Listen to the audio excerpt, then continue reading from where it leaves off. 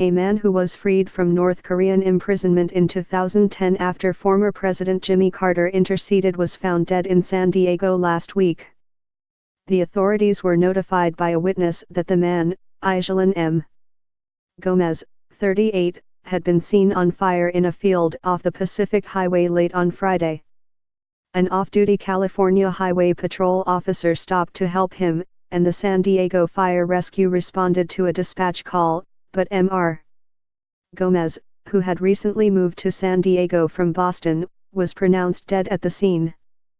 The San Diego police said in a statement on Tuesday that they believed Mr. Gomez's death had been either an accident or a suicide. A police spokesman, Billy Hernandez, said the cause of the fire was still under investigation. In April 2010, Mr. Gomez was sentenced to 8 years of hard labor in a North Korean prison for crossing into the country illegally. Mr. Carter made a special visit to Pyongyang, the country's capital, to negotiate for his release in August of that year. Mr. Gomez is the second American to have died this year after having been imprisoned in North Korea. Otto Warmbier, an American college student who was released in a vegetative state in June, died a week later. A coroner determined in September that he had suffered extensive brain damage after his circulation was cut off.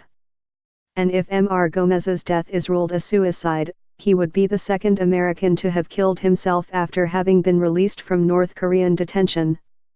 In 1996, about a month after he was let go from the country, Evan C. Hunziker committed suicide. He was 26 years old. Mr. Hunziker's father attempted in 1996 to explain the death of his son, who was wanted in the U.S.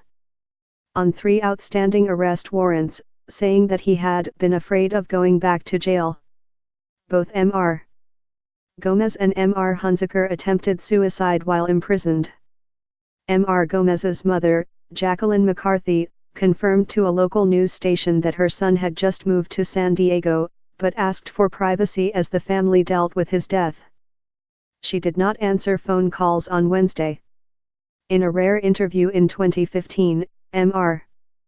Gomez described some of the conditions of his imprisonment. He said that he had initially been detained in a cement cell that was beyond freezing, that he had reason to believe one of his guards was urinating in his food, and that he was assigned to make bricks as punishment. He described himself as broken and weary of the games being played for my life 2 months after he was arrested in January 2010. In the interview, he said that he still experienced setbacks and frustrations, and that issues with anxiety had made him mostly a recluse. At least 3 Americans, Tony Kim, Kim Hak-song, and Kim Dong-chul, remain imprisoned in North Korea. President Trump on Monday restored the country to a list of states that sponsor terrorism, once again escalating tensions between the United States and North Korea.